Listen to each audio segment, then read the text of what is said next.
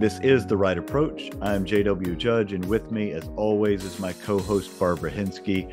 This is a podcast for writers to learn more about the craft of writing as we explore a new topic every week. Our guest today is Claire Parsons, who is the author of How to Be a Badass Lawyer, a guidebook to having less stress and greater personal development through mindfulness and compassion. She also runs the website brilliantlegalmind.com and is a partner at a law firm in Cincinnati, Ohio. Claire, welcome to the podcast. Thanks, Jeremy. I'm really glad to be here. All right. We're going to start with what we usually start with on our podcast is just kind of what we are working on now in writing or publishing. So, Barb, what have you had going on for the last couple of weeks? So I have been house cleaning in terms of my author office. I've got my tax stuff ready, and I have been going through, got two 5-drawer file cabinets and then a lateral file and another couple of little cubby holes I've co-opted where I just stuff my research and how-to articles from 2014. And oh my God, I every 2 hours I walk by my husband carrying, and my arms are as full as I can carry of paper that I'm hauling out to the recycle trash. And he's like, where was all that stuff? And I'm thinking, I have no idea, but I'm feeling this big purge. And now that I've been at it for a while, I'm real impatient with it. So I'm not looking at every paper like I was before. I kind of look at a date and it's like, nah. So hopefully I'm if not. You haven't needed it in 8 years. You're not going to need it now. Not going to need it, don't you think? Or perhaps the internet instructions are going to change. So, but sometimes I slow down with. I've found some emails from readers from 8 and 10 years ago, and there's still some are still readers, and that's been so gratifying. But I'm trying to minimize trips down memory lane and maximize trips to the trash. So that's what I've been doing. How about you? Well, mine, I think, is probably more fun. Although, when we talked in our episode about goal setting, and I admitted that at that point I hadn't done any of my bookkeeping since March of 2022, I finally spent several hours getting all of that caught up and have resolved to keeping up this year as I go rather than having to recreate everything. So I did that. I have also been writing a lot. I'm in chapter 8 of the suspense mystery murder novel. So that's been coming along really well. I wasn't sure when I started it how long it would be, because in its original conception, I thought it would be a short story. And then as I started and outlining is too strong of a word for what I was doing, but just figuring out plot points, I was like, okay, well, maybe this will be a novella. And now I'm 8 chapters in, and we've only gotten through about like 12 hours of real time in what's going on in the story. I'm like, okay, well, this is going to be a full-length novel. So exploring all that, I'm about 8,400 words into it right now. So it's been fun. Good for you. All right, Claire, what have you got going on? Well, I always have something that I'm working on with the blog. So always have a post. I try to post once a week. And this year, because I have a book that I want to sell, I'm trying to get a bunch of guest posts and other opportunities. So I am also at the same time trying to get people to guest on my blog and kind of working through issues on that so that I have more time to write. And I have a children's book that I think we're going to get out in the spring. So there's not too much to do in that, just the finishing touches. And I will probably be working at some point this year on a second book, since my first book was 45,000 words and my editor suggested that I cut that back to 30. So I got about 15,000 words that are probably going to end up in a book on self-compassion to come out at some point in the future. That's really nice to already have in hand. It makes that idea of writing another book way easier, I would think. Yeah, the self-compassion aspect was really what I kind of wanted to do for the first book. But what I found I was doing is that I was saying a lot, well, meditation is great and you should do it. And then I was saying, but there's all these practices that you don't have to meditate. So it's sort of talking out of both sides of my mouth. Mm. And so separating them out into two separate books actually makes a whole lot more sense. It just was an intimidating prospect when I've never written a book before. So I'm kind of glad that I have the first one under my belt, and then it'll be a nice companion for the second one. Nice. I, for one, can't wait to read that. Well, both of them, but I can't wait to read that second book on self-compassion. And I think I need to buy a copy for at least a dozen of my friends. So I think that's really a necessary book to bring out. And there's all kinds of resources out there. Barbara, I can share some with you. And what I wanted to do, though, was talk about it in a way that would really appeal to lawyers and in the language that we use, and sort of apply it a little bit more directly to us. But there is a whole lot, actually, of excellent stuff out there about self-compassion. I'm happy to share it with you later. Thank you. Excellent. I forgot something else. And this applies to Claire as well. So I've talked about when I started my other podcast, Lawyerpreneur, which is where I met Barb and also where Claire was a guest. I started it with the intent of using those interviews as a pathway to writing a book. But I never could figure out what that book would be. Like, I went in thinking I knew what it would be. But as I started doing interviews and like it just wasn't working out. And so that was really March of 2020 when I launched that. So we're closing in on 3 years. I'd all but given up on the idea of it because nothing ever came together about it.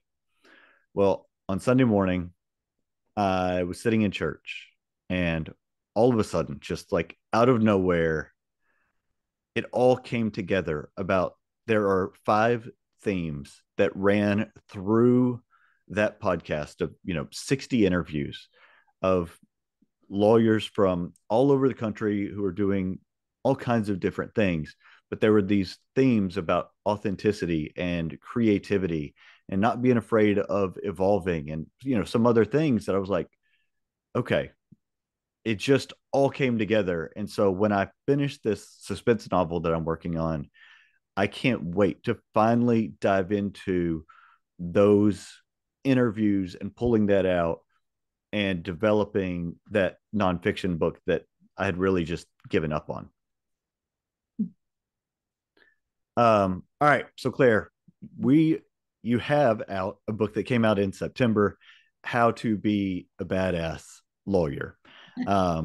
You have written a children's novel. So let's start with this. You have a meditation practice that you've been doing for several years.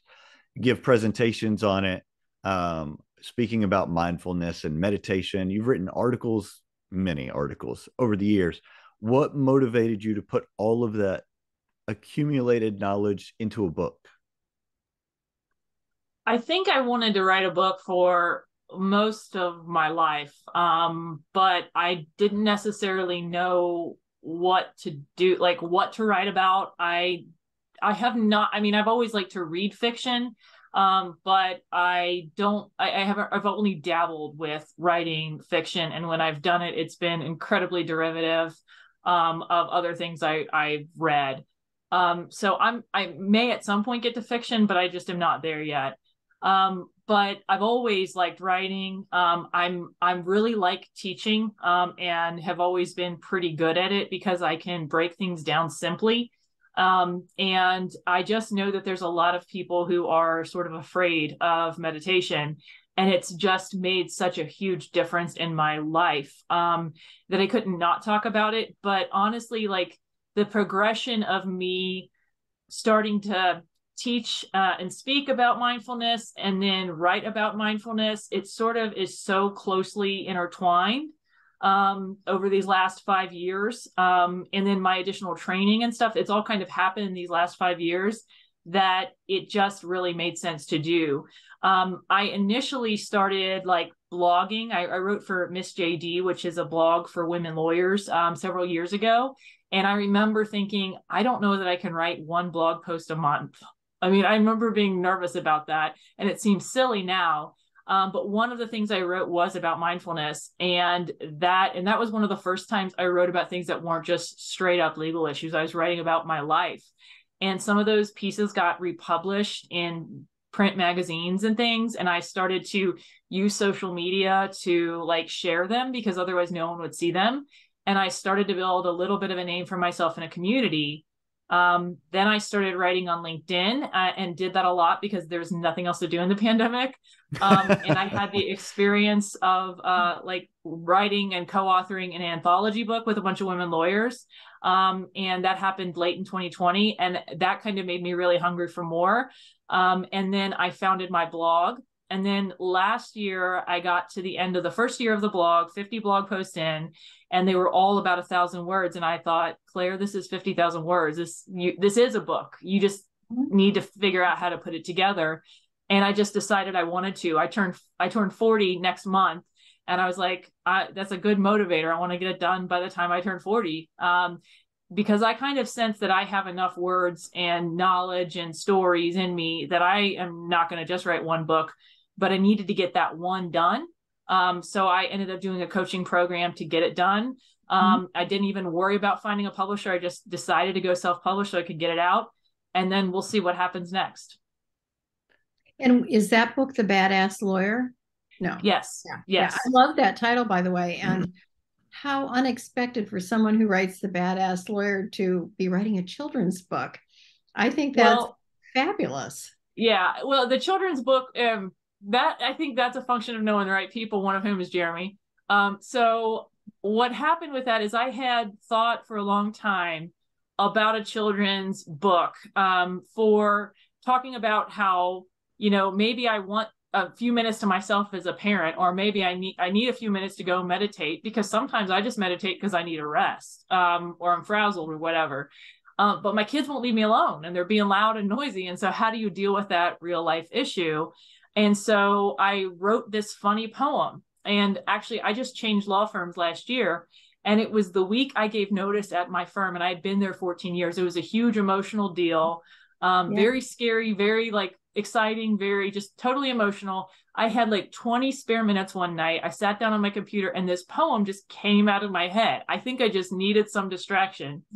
And because I knew the right people, I sent it to a few friends and said, what do you think? And they all loved it. And I have a friend who draws pictures, and, she turned that silly poem into a story.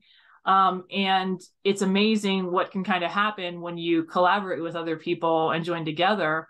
But I think some of it was just that I had written so much and learned to be myself in public, that I trusted this stupid poem that came out of my head, that it could be something else. I love that. That should be inspirational for a lot of people listening. Is that the cover art for your book on your shelf behind you, or is that a different? So this one is the book. That's actually a book behind me on the shelf. And then this one is my logo for my blog, Brilliant Legal Mind. Cover for the book will be called Mommy Needs a Minute. And the cover is hilarious. And it's got like essentially me with my little kids and my little 6-year-old climbing all over me. And, my oldest one blowing dandelion seeds all into my face because we're outside. So it's just kind of classic kids being a little bit annoying and us having to deal with it. But yeah, I really like it. My friend actually is another working mom, and she kind of just really molded it to make it look and feel like how our family and our house is. So it's really neat. It sounds a little reminiscent of, what is that book? Go the F to Sleep, which is just hilarious. There's no parent alive who hasn't felt like that. And so I think Mommy Needs a Minute. Yeah. Well, good for you. Yeah. No profanity, but maybe close. Yeah. So Wonderful. Your journey to writing a book, I mean, I could almost transplant myself into that story, because I had always wanted to write a book. I was a history major, and then I got a master's in history. And so even before being a lawyer, I was writing stories all the time. But I never had anything that was of length to be a book, and also that was incredibly intimidating to think of.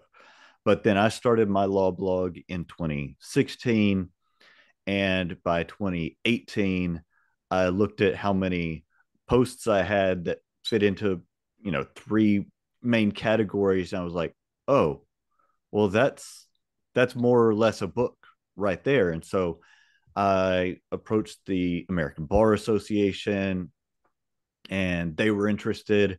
And at that point in time, I think it was going to be around 27,000 words is what I had. And they were like, can you get this to 40,000? Because that's what we'd really like out of it. And I was like, sure, no problem, with no idea of what I was going to write about to get it there.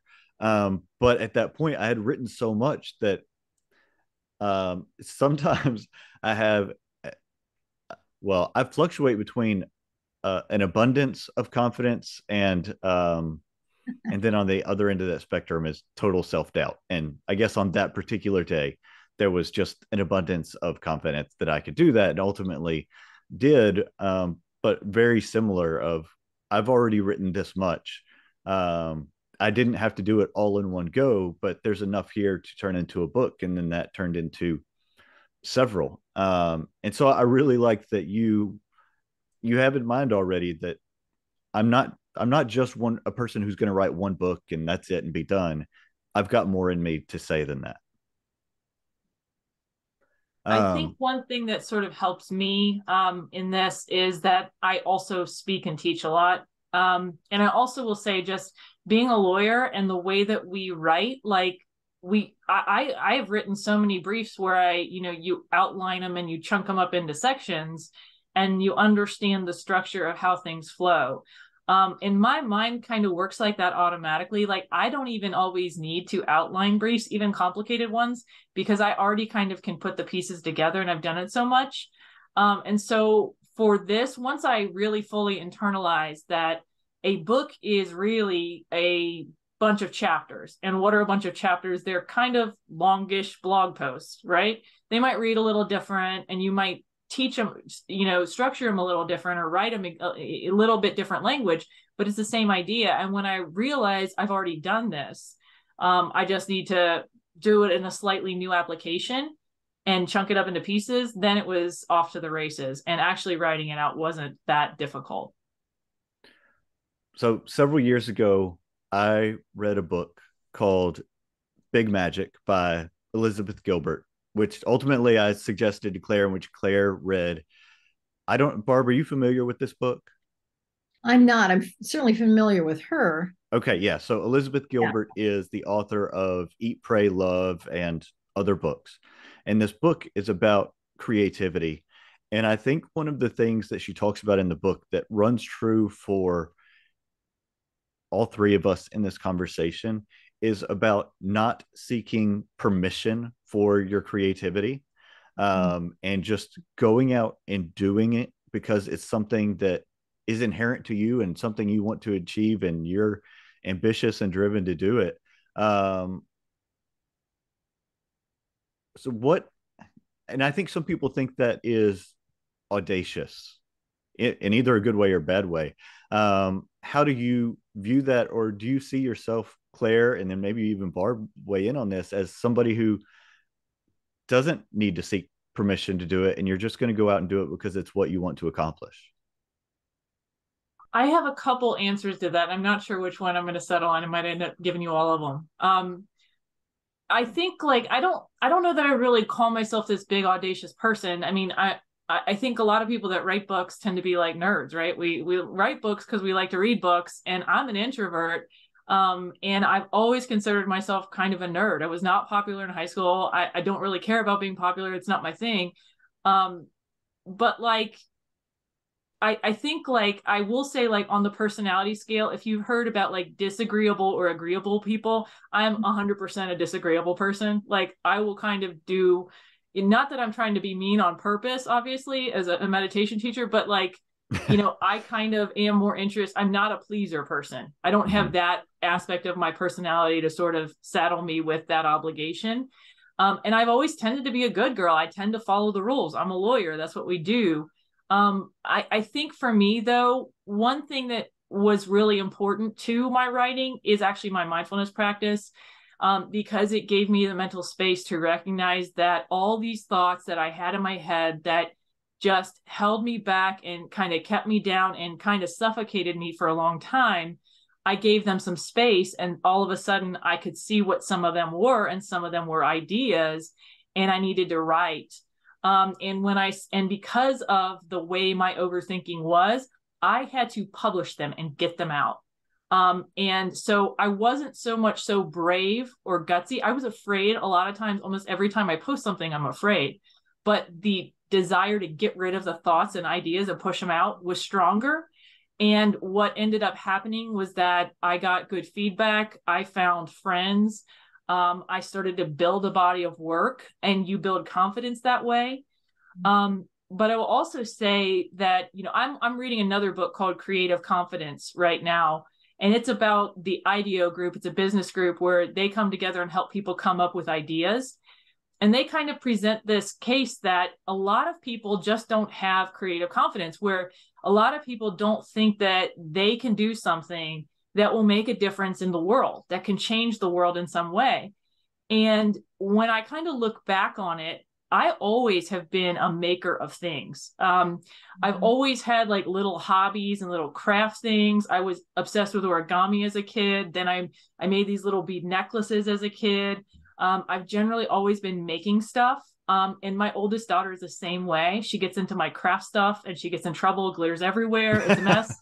But then I'm like, she's just like me. And so to some degree, I don't think it's like this big, audacious, badass thing. I think somewhat it's reconnecting with who I have always been, like even as a child, and trusting that and seeing that as an adult. It's pretty awesome and amazing. And I think sometimes we just forget that when we get out to the working world. It's so interesting to hear how you both have approached your writing careers. I think as lawyers, we are natural writers. I was a transactional lawyer, so I did a lot of contract drafting, but we're all writing. And very few of us suffer from the muse hasn't visited me. Who cares? Put yourself in the chair, put your fingers on your keyboard and type.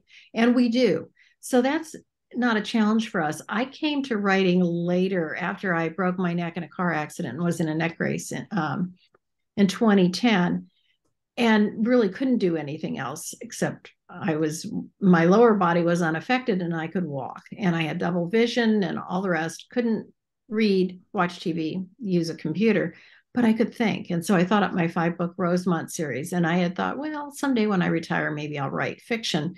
Well, all of a sudden, I have time to write fiction. So I started in on it.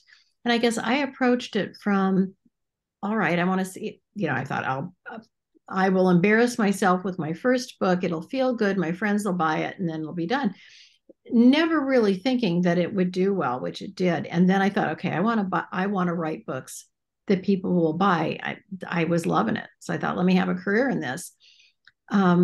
But fortunately, what I like to write is women's fiction, sweet Christmas, mystery, thriller, suspense. So big genres. So I didn't have to sacrifice any creative control because I was writing in an area that people commercially liked. And I've heard the term upmarket fiction. I like that because it's better than just kind of commercial fiction. It's not quite as snooty as literary fiction, but I write upmarket fiction. But I don't particularly worry about tropes. You can just be awash in seminars and webinars on tropes and how not to mix tropes and blah blah. Just write what you're going to write. Tell the story.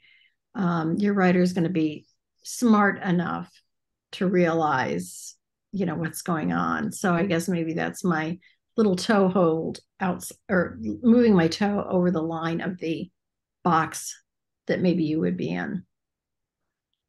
So, Claire, I think when people hear the title of your book, they will assume that to be a badass is to be like the lawyers in Suits or whatever television show they have last watched, where everybody is at each other's throats and ornery and picking fights all the time. And I'm pretty sure that's not what you mean by it. So, in the context of this book, what does it mean? Yeah, I explained that in the book, and I do have a story for where the title comes from. So last year, no, 2 years ago, I had a big case, a COVID litigation case involving school and school safety. They wanted to make the schools reopen right away, and vaccinations weren't done. So I was concerned about safety to school children and staff. And the case terrified me. It scared me to death. I was lead counsel on it. It was a big, scary case. And I could not even look at the complaint for a few days. I was managing it, and it just scared me to death. And my mindfulness practice, and specifically my compassion practice that I had learned to do, loving kindness, I did that for 3 nights. And eventually I was able to just sit with the fear, let it be there, and come to the conclusion that I could not necessarily win the case because I knew we had a hostile judge. But I was like, I can fight as hard as I can, and I can get the best result I can. And I can maybe delay this and see if by then we get our vaccines and things are safer. And I did. And I wrote a great brief. We put on a great case. We ended up getting a very good result in the case overall. And so I'll tell you, as much as that case scared me to death, by the end of it, I felt like a badass. That's how I felt. And it wasn't because I won or was perfect. It was because I faced what was going on with me, and I took care of it while I was doing what I had to do for my clients. And so that's where it came from. After that experience, I did write a blog post about that. And I also texted a friend and said, I think I want to write a book about how mindfulness can make you a badass. And then as we kind of wrote it, the title sort of shifted. But I do talk about the fact that a badass lawyer is someone who takes care of themselves while doing their job as a lawyer. I think a lot of times we have, I think we just have a little bit confused ideas of, frankly, the self and everyone else in the world. Like, we have this idea that we're separate in some way. And so we have sometimes some idea that we have to sacrifice ourselves for others. And so to some degree, what I'm saying is taking care of yourself is actually powerful. And when you do that, you can be so much more available to your community and happier. And there's not necessarily this, you do things for yourself and it's to the detriment of your practice. But some of the reason for the title is also that, like, I want people to understand that mindfulness and compassion are not these things where you have to sit down and be calm and soft. And if you're not that way, it's wrong for you. I want people to understand that they are powerful and essential, and that you can learn them and use them to make the world better. I want to go back to talking about fear for a second, because I think a lot of people think that to accomplish things that you need to ignore your fear or set aside your fear. But Or that not is not fear. Yeah, if you have fear, then you don't have what it takes. Sorry. No, that's perfect. But that is not what you have just described. You talked about sitting in fear and, like staring it in the face. So tell me how that works for you. So I was talking to someone the other day about this. So it's not that I don't have fear. I totally have it. I have a very strong self-doubt complex. And I believe I have an anxiety disorder. It never got to the point where it was diagnosed because I learned to manage things a little bit better with my meditation practice. Not to say everybody can or should do that. But I've also had therapy along the way too, and worked through some things in coaching and things like that. But my meditation practice is one of the things that helped me most. And part of why it helped me is kind of what I do in the book. What it allowed me to do was that it slowed things down so much that I could start to separate the different strands of fear, right? So if we think about fear, like, what does that mean? And what does that mean for you in the context right now? Because odds are there's a physical component to it. There's sensations probably in your belly or chest area, your neck, those physical aspects of fear. Then there are the thoughts that kind of come up with it. I'll never be able to do this. No one will read this. Everyone will think I'm silly, all that kind of stuff. Those things that come up. And then, like, you know, how do you separate that? And a lot of times what happens is they get into this cycle. It feels overwhelming. And then I think this vague sense of shame will often come up that you causes you to not share it with someone else. And because of all of that, a lot of times those feelings can be very powerful, because if you shared some of those thoughts with a loved one, a good supporter, they would help you debunk them right away, right? But a lot of times we don't do that, because about something as precious as wanting to write our first book, right?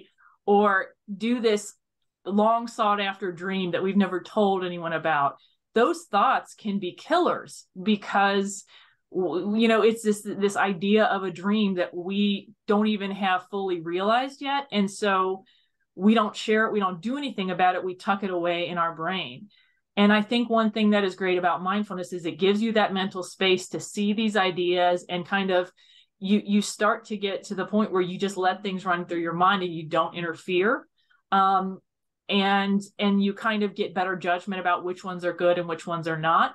But then I think you also have all these skills for self-compassion, and reminding yourself that you're allowed to feel fear. First of all, there's nothing wrong with feeling fear, that it's a normal human thing, and that you can tap into this great, you know, mass of humanity that feels fear and does amazing things anyway. So, you know, one thing I kind of like to point out when I talk about mindfulness is that mindfulness is not just about being calm. Okay. It's more about being okay with not being calm. That's been my experience. And so now when fear happens for me, I see it more as a signal as opposed to a directive, right? When I used to have fear, it used to tell me, you're doing something wrong, you're about to do something terrible, and you better just stop and give up, right? But now I feel fear, and I think, who can I talk to manage this? What's a good strategy for handling this? Like, I start to be more productive. How can I take care of my feelings or physical sensations as I go through this difficult thing? How can I plan for this better? So it's more like information that can help me develop a better route, as opposed to something that it used to just shut me down. That that's a lot, like in a good way. Yeah, I in a need to think great way. about that. Yeah, we have such a vision, which is not correct, or such an idea that the really successful people, particularly the high powered litigators and all of that, they're just not afraid of anything. They have no, you know, that is so far from the truth. And I'm a very fear driven person, and struggle with it all the time as I tell myself, no, this isn't rational and you need to move forward. Um, and but it's not my natural state. Yeah, and so I've had cases, maybe none that as high profile as the COVID case you were talking about, but cases that every time I just dreaded touching them. Sometimes there have been cases where every time I touched a case, something went haywire, and you know, with the client, with something went poorly. Um, and that's not even talking about trial. Trial is its own own spectacle of fear for me. I played sports throughout high school, and I wasn't particularly good at any of them, but I went to a small school, so I played all of them. And before kickoff or before tip off, every game, I wanted to throw up. Like, I was just nauseated. I just wanted to be sick. But then as soon as kickoff happened, or as soon as tip off, like, it was fine. And I was in it, and we're good now. And trying cases is the same way. For the week leading up to trial and the morning of selecting the jury and doing opening statements, like, I just feel miserable. And then as soon as it starts, like, it's fine and it goes away, and you don't really have time to think about it because you have 600 things that you all have to be thinking about all the time. And then it stays gone mostly until jury deliberations. And then then I'm miserable again because everything is out of my hands at that point, and the jury has it.